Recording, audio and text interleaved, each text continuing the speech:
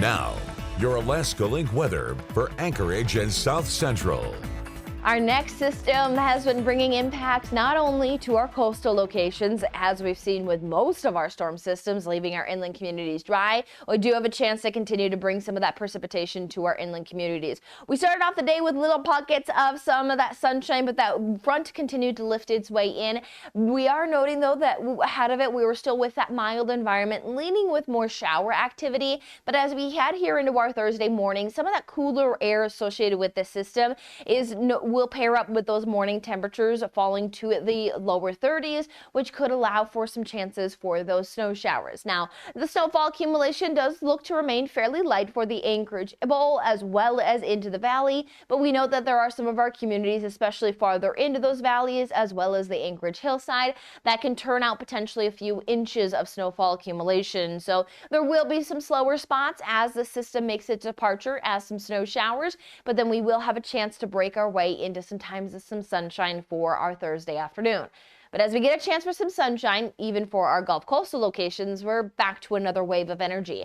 This wave, though, is going to be lifting in from the southeast, so its main impact is going to be the Prince William Sound for Friday. We're noting that we'll see maybe some flakes trying to move over the mountains, but expected mostly dry conditions for inland communities.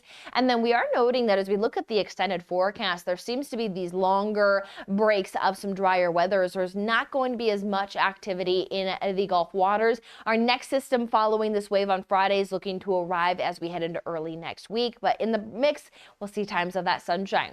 Now, we are timing out some of that sunshine here as we head into our Thursday. Morning hours will still hold on to some areas of that precipitation. We can still see some spots of that holding on, and we'll note that even widely through our Thursday, there are a few of that moisture being detected on forecasts, but a lot of our concentration is going to be on that next wave that will be lifting into Friday, where we even note that starting off Friday morning, most of that precipitation still well off the coastline there of the Prince William Sound. So we have about a 24-hour period where we are going to be drier and even note some sunshine at times for areas of the Kenai into the valley.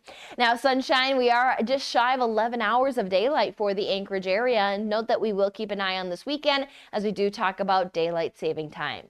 Now, as we look at temperature-wise, we're still very mild highs extending well into those 30s to still reaching those 40s.